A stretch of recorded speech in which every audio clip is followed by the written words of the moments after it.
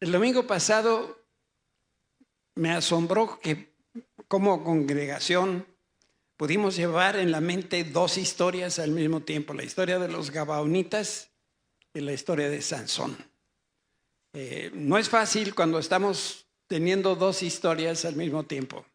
Entonces, quiero probar a ver si hoy intentamos y metemos una historia más. Vamos a hablar de los Gabaonitas, vamos a hablar un poco de Sansón y vamos a hablar de Pablo. Entonces, denme toda su atención. Voy a empezar hablando de Pablo. Pablo fue un apóstol que Dios escogió para predicar el evangelio a los gentiles, así se les llamaba a las personas que no eran cristianos. Y si alguna característica tenía Pablo era que era un judío, diríamos, de hueso colorado.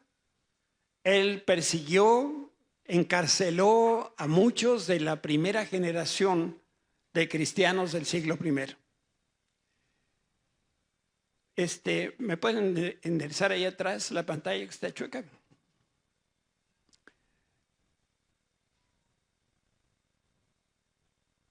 La vida antes de conocer a Cristo, para Pablo, consistía en dos cosas básicamente: amor por la ley de Dios y tenía odio por los cristianos. Vaya personaje. ¿Cómo es posible que alguien ame a Dios y la ley y al mismo tiempo deteste a las personas? Bueno, pues este era Pablo. Leemos parte de su historia en el libro de los Hechos, capítulo 9. Y dice la Escritura que mientras tanto Saulo pronunciaba amenazas en cada palabra y estaba ansioso por matar a los seguidores del Señor. Me gusta la Reina Valera porque este mismo pasaje dice: respirando aún amenazas y muerte contra los discípulos del Señor, así que acudió al sumo sacerdote. Le pidió cartas dirigidas a las sinagogas de Damasco para solicitarle su cooperación en el arresto de los seguidores del camino. Así les llamaban a los cristianos del primer siglo. Seguramente alguna vez habrán oído que a los cristianos nos dicen aleluyas, por ejemplo, ¿no? Porque todo el tiempo es aleluya, o los amenes, también, bueno, pues así en el primer siglo se les conocía como los del camino, porque hablaban de que Cristo es el camino, la verdad y la vida. Entonces, los seguidores, el arresto de los seguidores del camino que se encontraban ahí, y su intención era llevarlos a hombres y mujeres por igual de regreso a Jerusalén encadenados. Entonces, con este carácter, con esta mentalidad, estaba Pablo camino a Damasco. Y en este viaje a Damasco, Pablo tuvo un encuentro genuino con Jesús. Dios lo cambió, le dio un nombre nuevo, ya no era Saulo, ahora era Pablo. Y Pablo significa pequeño. Y desde que conoció a Cristo se convirtió en un cristiano radical. Por eso a mí me encanta Pablo. Era exageradote. Era radical, era sí, no. Así dice la Biblia, que tú sí sea sí y tú no, no. Pues así era Pablo, no había entremedios. De manera que en el momento que él rindió su vida a Cristo, Pablo quedó temporalmente ciego. Y bueno, uno se tendría que preguntar por qué Dios quiso que se quedara ciego. Porque tenía que aprender a confiar únicamente en la dirección de Dios. De sobra decirlo que Pablo era un hombre arrogante y necesitaba un baño de humildad. Y entonces tiene ese encuentro con Jesús. De pronto él reconoce a Cristo, que es el Hijo de Dios, y en ese momento queda ciego. Pablo ya no pertenecía al círculo de judíos religiosos. Él dejó todo atrás y empezó una nueva vida. Ahora Pablo, igual que tú y yo, debía aprender de la gracia y de la voluntad de Dios. Gracia es una palabra fundamental en la Escritura y corresponde al corazón del mensaje de esta mañana. Gracia es cuando nosotros, mereciendo un castigo, recibimos un premio. Gracia es sin comas. Quiere decir que cuando decimos hijo, te puedes llevar el carro, pero lo traes de regreso a las 10, eso no es gracia. No sé qué será, pero eso no es la gracia. La gracia es decirle, hijo, ahí está el carro, es tuyo. Eso es gracia, sin comas, sin peros. Y Pablo necesitaba aprender de la gracia y de la voluntad de Dios. Y Dios fue generoso con Pablo porque le dio una revelación asombrosa.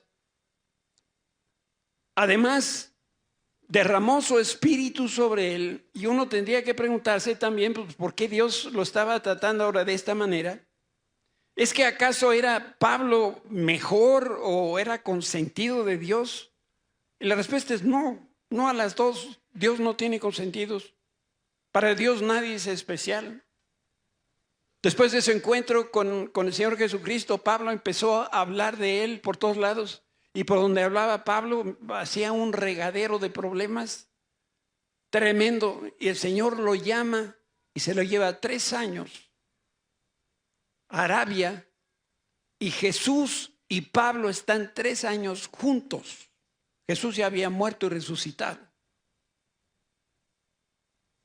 No tenemos más datos que esto en la Escritura. Vaya que si Dios le dio una revelación especial a Pablo. El Señor, así como con Pablo, te quiere dar revelación y unción solo si tú estás dispuesto a caminar en sus propósitos. Pablo estaba dispuesto a caminar en los propósitos de Dios. Y entonces Dios le dio a Pablo una porción de su poder. Y él hizo una enorme diferencia en el mundo de su tiempo y en la historia de la humanidad. En las cartas de Pablo plasmó su pensamiento y su manera íntima de relacionarse con el Señor, y también nos dejó declaraciones, nos dejó confesiones cargadas de mucho valor, mucha valentía, como esta que vamos a leer aquí en 2 Corintios 12.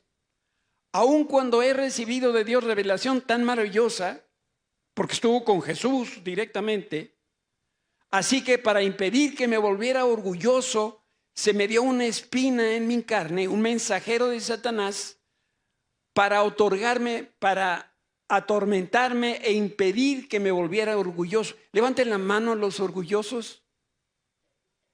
Qué feos. Y hay, seguro de los que levantaron la mano, alguno que se siente orgulloso de ser orgulloso, ¿verdad? Tengan cuidado, porque a los orgullosos Dios ¿qué hace? Los humilla. Y a los humildes los exalta. Por eso Pablo era un personaje y Dios tenía un trato con él, y Pablo escribe estas declaraciones a la iglesia. Y luego añade, en 3 ocasiones distintas le supliqué al Señor que me la quitara, que le quitara esa espina que tenía en la carne. Cada vez él me dijo, cada vez que le supliqué que me quitara la espina, el Señor le dijo, mi gracia es todo lo que necesitas, mi poder actúa mejor en la debilidad. Así que ahora me alegra jactarme, presumo, dice Pablo, de mis debilidades para que el poder de Cristo pueda actuar a través de mí. La Escritura no aclara qué es el aguijón en la carne de Pablo. Por eso es que algunos especulan con la información bíblica y dicen que a lo mejor pudo haber sido una enfermedad.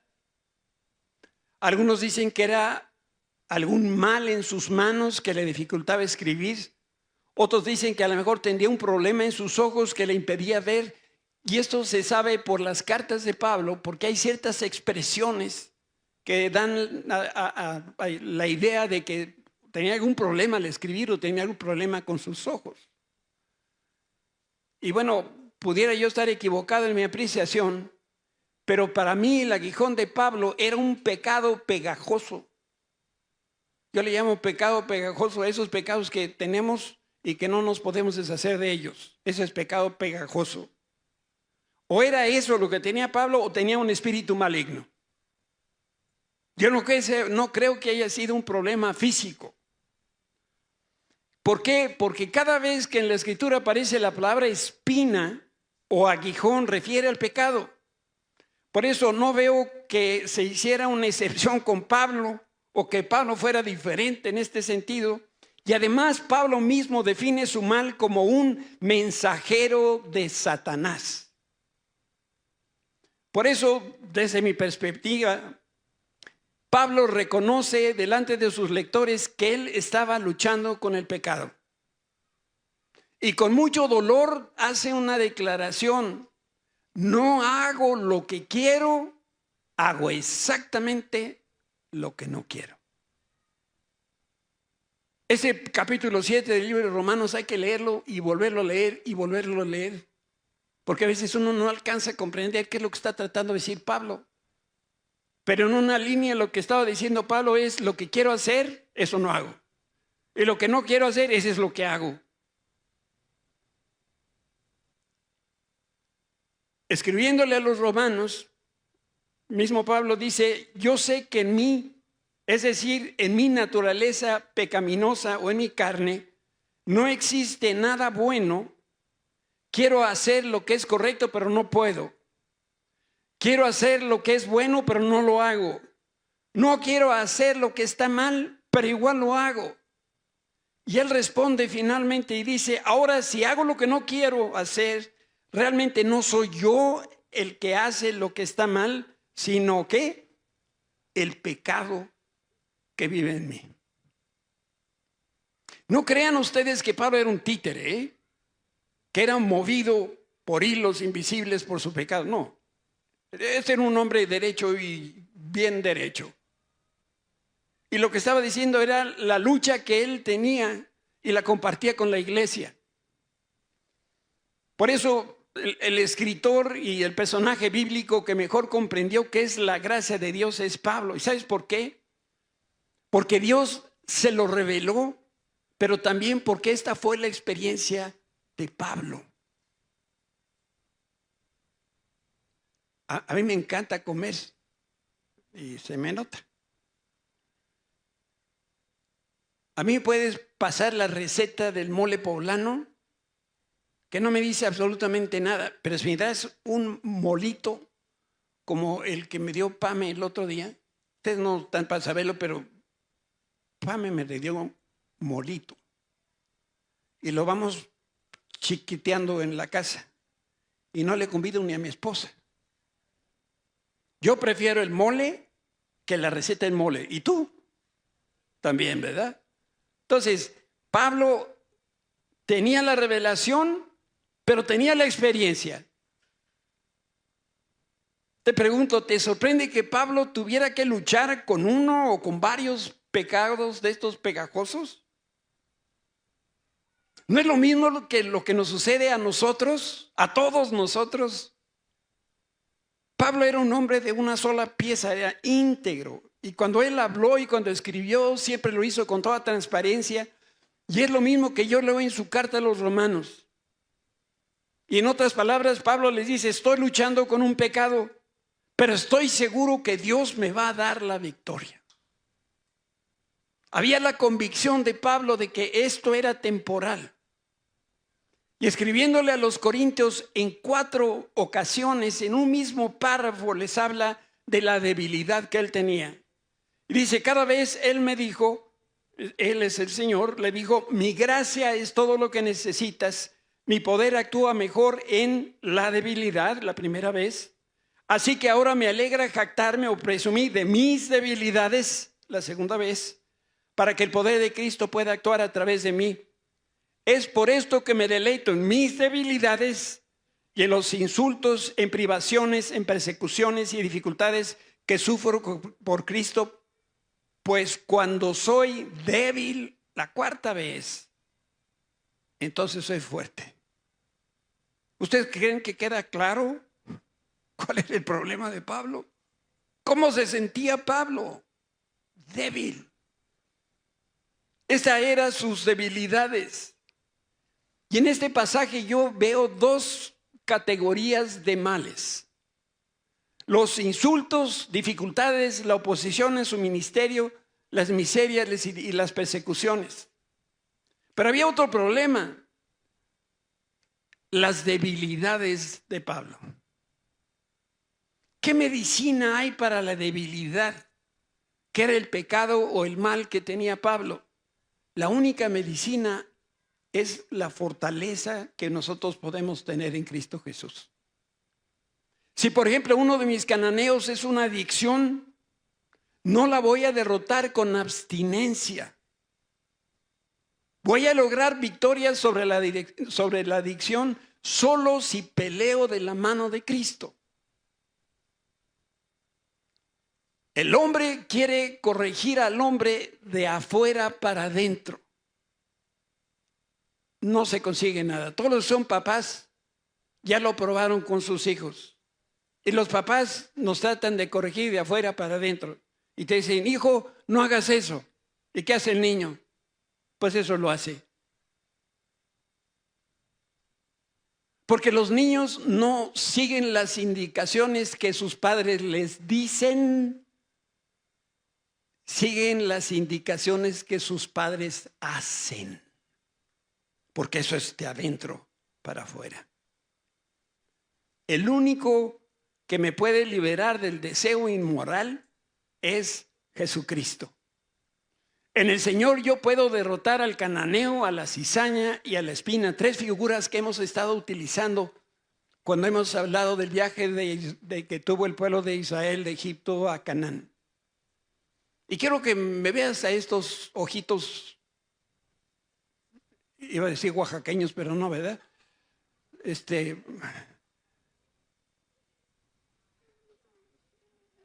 Los tapatíos, mis ojos tapatíos. Porque voy a hacer una declaración muy atrevida. Yo creo, por eso anticipo, yo creo que Dios permitió que Pablo trabajara en el ministerio de tiempo completo, que predicara, que sanara enfermos, que escribiera cartas inspiradas por el Espíritu Santo, siempre y cuando luchara de la mano del Señor para vencer su pecado o ese espíritu inmundo o el aguijón que tenía en la carne. El problema que tú y yo tenemos es que tenemos el pecado, pero no luchamos contra el pecado.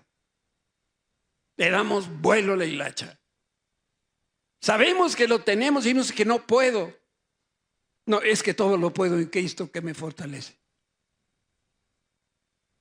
El problema está que no estamos luchando como Pablo luchaba. Y Dios quiere que le demostremos que de verdad no queremos pecar. Mientras luchamos por no pecar, el Señor nos va a dar su gracia para poderles servir. Y también nos va a dar la esperanza de salir victoriosas. ¿Por qué afirmo esto? Si Dios hubiera deseado emplear hombres y mujeres perfectos, no hubiera logrado nada en la tierra porque no hay uno solo perfecto. Y al mismo tiempo Cristo ya nos hizo perfectos y nos hizo santos en Él. Déjame ahora cambiar la página para hablar brevemente de los gabaonitas. Hemos invertido algunos meses aprendiendo de Israel en los días de Moisés y de Josué.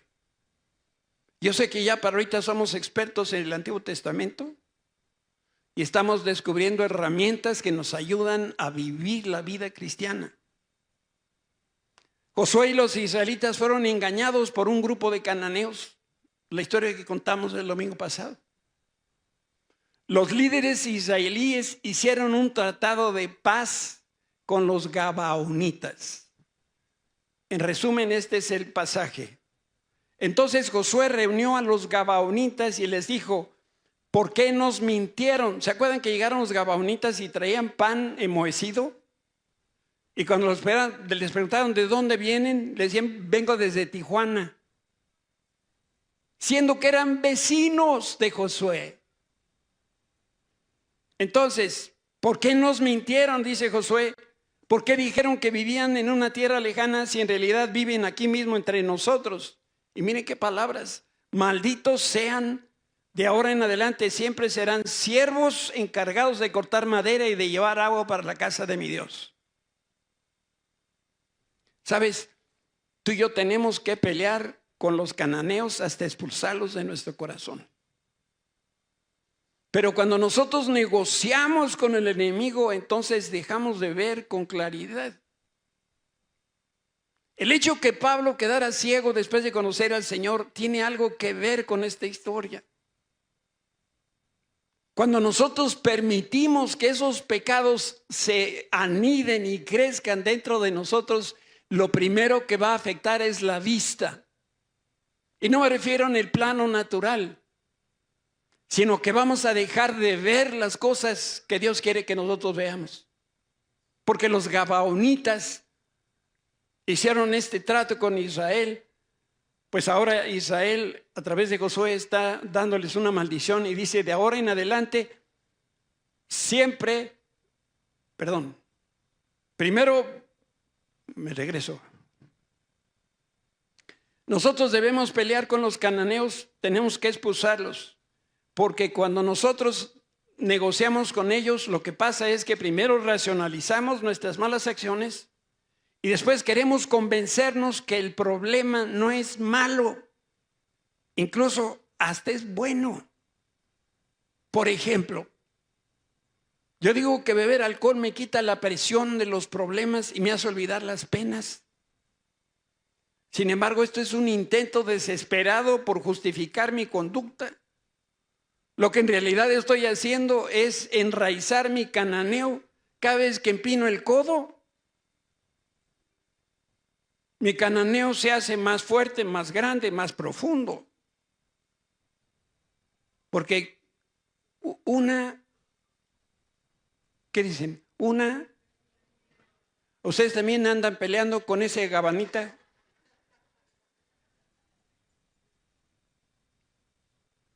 Unos se drogan porque dicen que así se relajan, porque ahora sí se divierten. Otros son celosos porque dicen que no pueden estar sin su novia o sin su esposa. Otros se enojan porque dicen que son de convicciones firmes. ¿Cuál es tu justificación?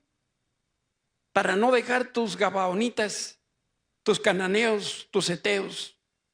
Si tú justificas tus actos deshonestos, lo que estás haciendo es establecer las condiciones para que ese mal se perpetúe y se convierte en una adicción destructiva para ti. Y esto es bien importante que tú lo guardes en tu corazón. Si tú permites que tu cananeo, ese pecado ahí que tienes en el corazón que no has podido vencer, se convierta en huésped de tu corazón, vas de camino a la destrucción. Si de huésped pasa a residente, tarde o temprano te va a cegar con sus mentiras. Y en poco tiempo vas a tener la perspectiva distorsionada de Dios y de ti mismo. Y en consecuencia no vas a saber discernir la verdad de la mentira. Va a aumentar la confusión en tus pensamientos y llegarás a un punto donde ya no hay regreso. ¿Por qué? Porque tú mismo te convenciste de que eso que estás haciendo mal, en realidad está bien. Por eso, no vayas tú a creer que Satanás es tonto. Él sabe muy bien lo que está haciendo. Su meta es muy sencilla. Quiere plantar un aguijón, una espina, una cizaña en tu vida. Y después de eso, si tú permites que esa cizaña o ese aguijón ahí quede, eso te va a destruir a ti. Si el mal empezara grandotote, hombre, lo veríamos y lo sacamos. Si Dios después de pecar nos mandara un rayo, les aseguro que ninguno de nosotros pecaría. ¿Por qué? Porque al primer rayo ahí quedamos. Pero entonces, como los niños chiquitos que sus papás le dicen, no toques ahí, el niño empieza a acercar la mano, voltea a ver el papá, está esperando la ocasión para poder hacer lo que papá dijo que no hiciera. Más que nosotros ya estamos adultos, pero seguimos teniendo la misma actitud. Quiero ver si confundo al enemigo, siendo que el enemigo está en mi propio corazón. El diablo es paciente. Te va a ayudar a mantener tu pecado en secreto. Incluso va a intentar reducir las consecuencias del pecado. Pero no te confíes, cuando la debilidad te tenga contra el suelo, viene Satanás y te mata. Porque Satanás solamente hace 3 cosas: robar, matar y destruir. Es que Satanás me pone gorro, como dicen en el norte. ¿Cómo me da lata Satanás? No, Satanás no anda dando lata. Satanás roba, destruye y matas. Deja un aguijón y vas a ver qué te va a pasar. Te mueres. Necesito hablarte ahora de Sansón. No se hagan bolas. Ahí vamos, esta es la tercera. Voy a comentar el último episodio de la vida de Sansón. El domingo pasado hablé un poco de él. En 3 ocasiones Dalila intentó descubrir el secreto de la fuerza de Sansón, pero por más que insistía, no conseguía que Sansón dijera qué había detrás del voto nazareo que él y sus padres hicieron delante de Dios, que era básicamente no beber bebidas fermentadas, no cortarse el pelo, no tocar un cadáver. Básicamente. Finalmente, Dalila, y yo les decía a los solteros, aguas, porque hay Dalilas y Dalilos. Y no vaya siendo que te guste una Dalila o un Dalilo, porque la cosa ya va tremendamente mal. Finalmente Dalila tranquilizó a Sansón y lo durmió. Me encanta. Yo creo que Dios tiene buen sentido del humor. Esto es verdad, esto no es una historia, esta es la verdad. Miren lo que sucedió. Dalila arrulló a Sansón hasta que durmió con la cabeza sobre su regazo, y luego hizo entrar a un hombre para que le afeitara las 7 trenzas de cabello. La Biblia vieja dice guadejas. Me encanta la palabra guadeja. Yo no tengo guadejas, pero no importa. De esa forma comenzó a debilitarlo, o Sansón se empezó a debilitar y la fuerza lo abandonó. Una vez que sucedió que le cortaron el cabello a Sansón, la habitación donde estaban estos dos se llenó de gobernantes filisteos que venían a presenciar la derrota de Sansón y a pagarle a Dalila por ese trabajo que hizo de servicio de inteligencia. Y leemos en el libro de Jueces, capítulo 16, entonces Dalila gritó: Sansón, los filisteos han venido a capturarte. En ese momento Sansón despertó, creyó que no había cambiado nada como las otras veces anteriores. Intentó quitarse las cuerdas que lo ataban, pero se dio cuenta que ahora él era débil. Perdió el cabello y perdió la fuerza. Pero la pérdida de la fuerza fue porque se apartó de Dios, no porque le cortaron el cabello. El cananeo que vivía en el corazón de Sansón creció tanto que lo venció. Sansón creía en él. Sansón creía en su fuerza en vez de creer en Dios y en la fuerza de Dios. Dios le dio un don especial que era la fuerza. Sansón fue llamado para ser juez de Israel y lo necesitaba fuerte, así como César, pero fuerte. Pues César nomás está ponchado, pero el otro era, bueno, no voy a intentar ver si estás ponchado o no. Finalmente, Sansón quedó lejos de Dios y ese cananeo creció y lo venció. Y finalmente, ¿saben qué le pasó a Sansón? Lo cegó. Pablo, cegado. Sansón cegado. Y cuando permitimos que nuestros pecados se aniden en la tierra de nuestro corazón y crezcan, lo que van a hacer es cegarnos. Creo que Sansón fue el primer nini de la historia. No servía a Dios, ni peleaba para los filisteos, no estudiaba, no trabajaba. Lo único que hacía era echar novio con las filisteas y perdía el tiempo de manera miserable. Si Sansón hubiera vivido en este tiempo, hubiera tenido un celular. ¿Y qué haría? Pues lo mismo que hacen los que tienen celular. Todo el día están. Sansón no tenía celular, pero igual perdía el tiempo de manera miserable. Los filisteos cautivaron a Sansón y él perdió el rumbo. Se salió del camino que Dios había trazado para él y abandonó el propósito del Señor para su vida. Y para acabarla de amolar, se creía invencible. Se sentía súper Sansón. Pero finalmente una mujer filistea lo dominó. Y no quiero hablar en el sentido que la mujer sea débil ni nada por el estilo. Cuando David pecó con Betsabé, su respuesta fue pedir perdón a Dios.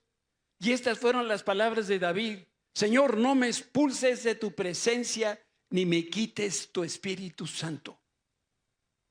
Y el contraste con Sansón es abismal. Sansón se hizo tan insensible que ni siquiera se dio cuenta que Dios se había apartado de él. Por eso cuando él despertó y trató de romper esas cuerdas, como ya no tenía la fuerza, él se sorprendió. ¿Qué me está pasando? ¿Por qué perdí la fuerza? Y no era que se tocara el cabello a ver si estaban en las guadejas o no. No se dio cuenta que Dios ya se había apartado de su vida. Los gobernantes filisteos le sacaron los ojos a Sansón y lo llevaron a Gaza. ¿Se acuerdan qué es Gaza? ¿Qué ciudad es Gaza? ¿A qué se parece? A Las Vegas. Y lo que haces en Gaza, se queda en Gaza. Pero en el caso de Sansón no fue así. Así que los filisteos lo capturaron, le sacaron los ojos, se lo llevaron a Gaza, donde lo ataron con cadenas de bronce y lo obligaron a moler grano en la prisión. Esto de moler grano, no crean que le dieron una de estos procesadores de alimentos y Sansón le hacía, no. Era una piedra de molino y en vez de usar bueyes, usaron a Sansón para que él, empujando circularmente la rueda del molino, pudiera de esa manera triturar el grano y obtener la harina para hacer los panes. El mal de Sansón, él mismo se lo causó. Sin embargo, necesitaba realizar un acto de poder, con mayúscula. Por eso el Señor le regresó la fuerza a Sansón y Dios en su misericordia lo llenó de su espíritu para que derribara columnas de un templo y matara a miles de funcionarios filisteos. Dice la Escritura, y pidió en oración, déjame morir con los filisteos. Y el templo se derrumbó porque Sansón tomó en una mano una columna, en la otra mano la otra columna, y con toda la fuerza, con F mayúscula, con todo el poder, con mayúscula de Dios, vino y trituró estas columnas y se vino abajo este templo pagano. Se derrumbó sobre gobernantes y filisteos y todos los demás presentes, de manera que Sansón mató más personas al morir que las que había matado durante toda su vida. Y aquí hay algo tremendamente importante. Lo más dramático de la vida de Sansón fue que por su pecado, ¿qué pasó? Le sacaron los ojos. Y la enseñanza no podía ser más gráfica. El cananeo dentro de Sansón creció y se hizo más fuerte que él. La espina de Sansón creció tanto que lo cegó. Si recuerdas, Pablo también quedó ciego En su caso fue una ceguera temporal. Sansón no podía ver, y lo más triste es que no podía producir lo invisible de Dios, que era el propósito para el cual él estaba aquí en la tierra. Estaba tan ocupado dando rienda suelta a la lujuria que no producía un fruto digno de Dios. Le dio la fuerza al Señor para que hiciera cosas maravillosas, para que Dios se llevara la gloria cuando Sansón operaba. Por eso estamos aquí con algo que es igual de importante. Esto es una metáfora asombrosa. Este episodio de Sansón nos enseña que lo invisible de Dios, lo que es espiritual, se convierte en físico y visible en el ámbito natural. Sí, primero es lo espiritual. Dios tuvo en su corazón, en su mente, la creación. Y después dijo la palabra, sea hecha la luz. Y la luz fue hecha en el ámbito de lo real. ¿Dónde nació? En el ámbito de lo espiritual.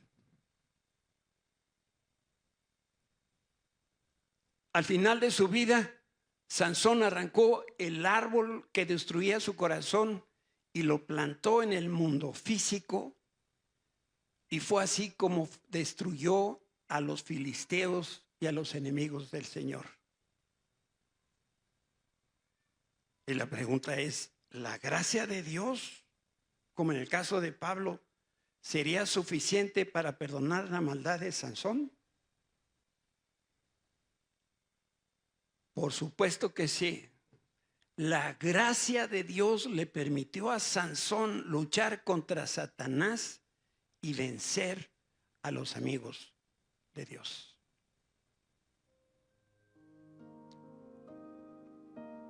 Antes de concluir, quiero regresar por un momento a Pablo.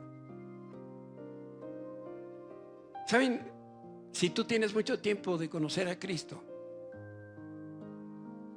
hay pasajes que los podemos citar de memoria. Y no tiene nada de malo, por supuesto. El problema es que nos llegamos a insensibilizar con estas cosas que hemos oído a lo mejor desde que éramos niños. Pablo escribe a un hijo espiritual que es Tito. Y le escribe diciéndole, pues la gracia de Dios ya ha sido revelada, la cual trae salvación a todas las personas. Y si nos instruye a que nos apartemos de la vida mundana y de los placeres pecaminosos, en este mundo maligno debemos vivir con sabiduría, justicia y devoción a Dios. En los últimos años de la vida de Pablo escribí esta carta. Yo estoy seguro que Pablo venció, si no a su aguijón, si no a sus pecados más pegajosos, sí logró vivir tranquilo, sin la angustia de este aguijón que lo hacía orar al Señor.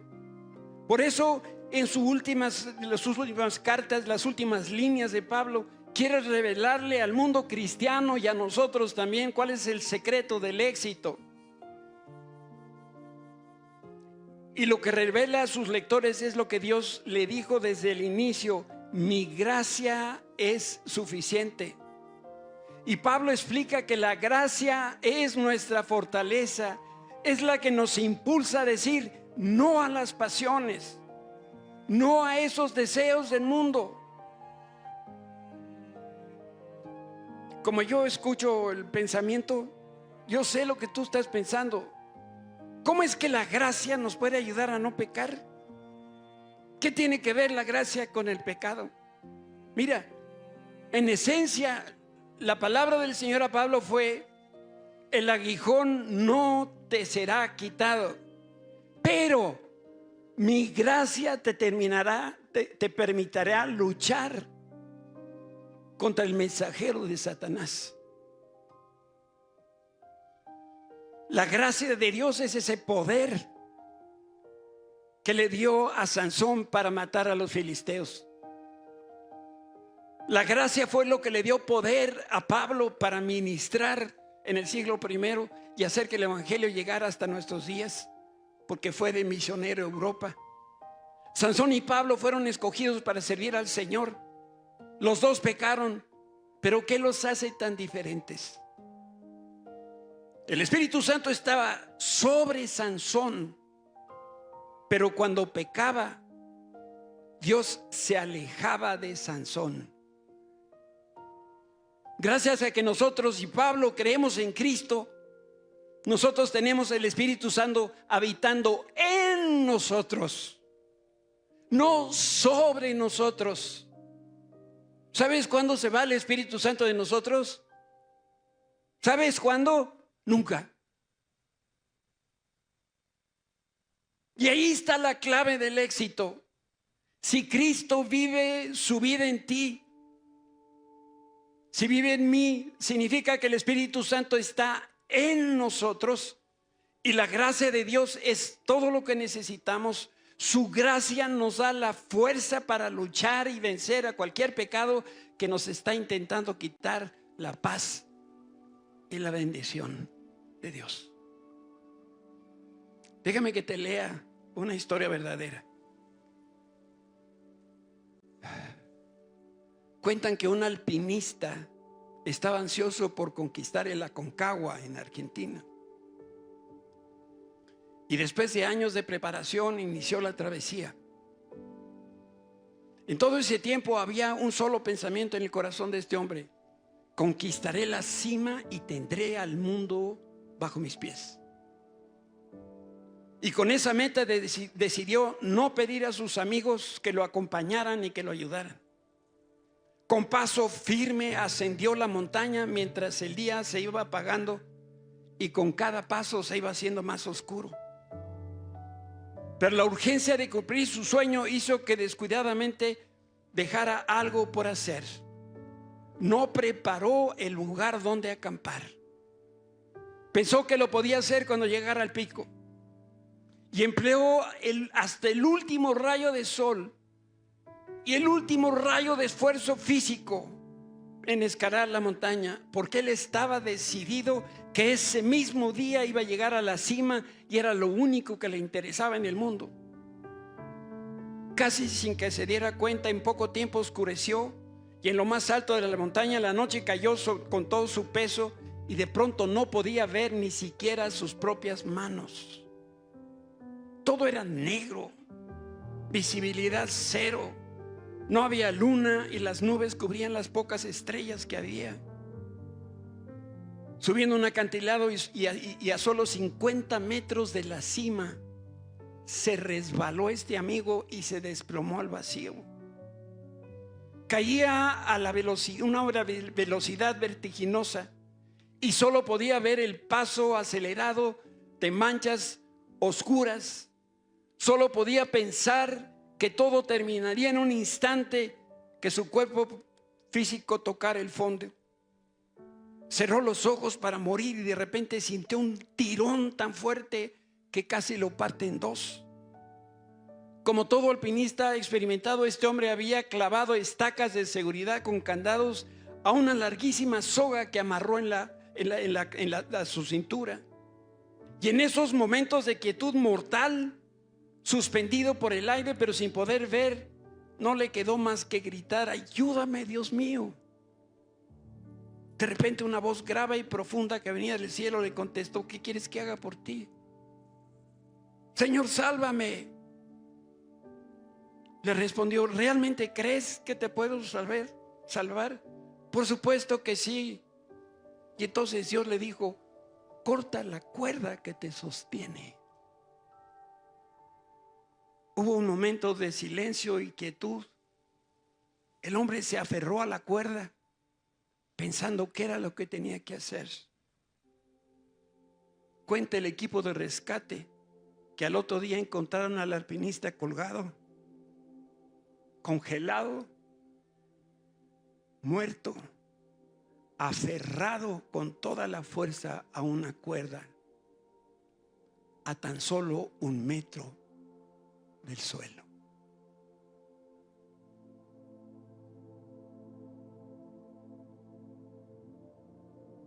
¿En dónde estaba la confianza de este alpinista? En la cuerda. ¿Qué tanto confías en tus cuerdas?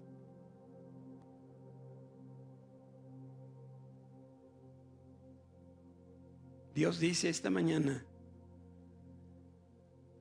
yo quiero que sueltes la cuerda. Y cuando tú sueltes la cuerda, vas a experimentar que mi gracia es suficiente. Porque cuando tú eres débil, Dios es fuerte. Tú decides si te aferras con todo lo que tienes. Déjame decirle en estos términos, sin ofender a nadie. Si tú te aferras a esa mugrosa cuerda, vas a amanecer muerto. Si tú te sueltas de la cuerda, le vas a permitir a Dios actuar. Y vas a experimentar lo que experimentó Pablo. Y vas a experimentar lo que experimentó también Sansón.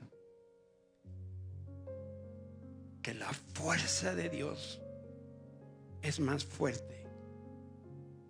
Y que su gracia es suficiente.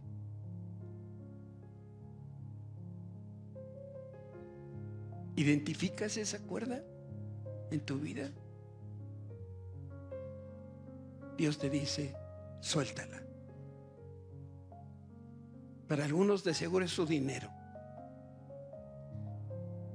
Incluso para otros es el dinero que no tienen. Ahí están amarrados. Algunos será su familia, su esposa, los hijos, el trabajo que tienen, la pensión que esperan.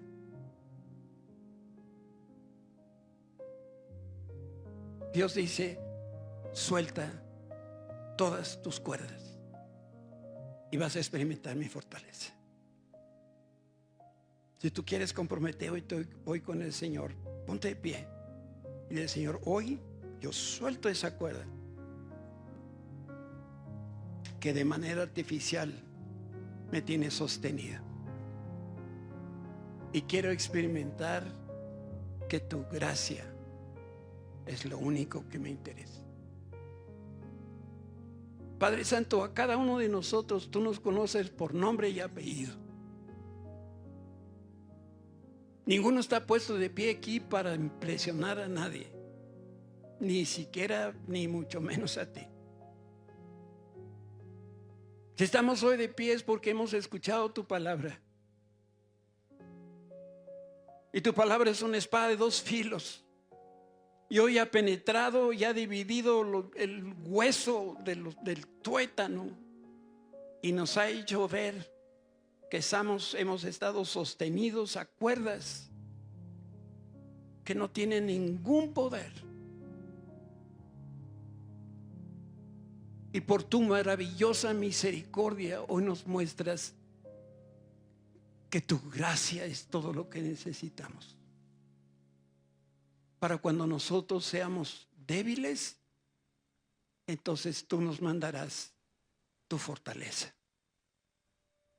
Señor, tomamos la decisión de no dejar en el fondo de nuestro corazón ningún cananeo, ningún aguijón, ninguna cizaña. Señor, que no haya nada que nos ciegue, sino que nosotros podamos ver con toda transparencia lo que tú ves.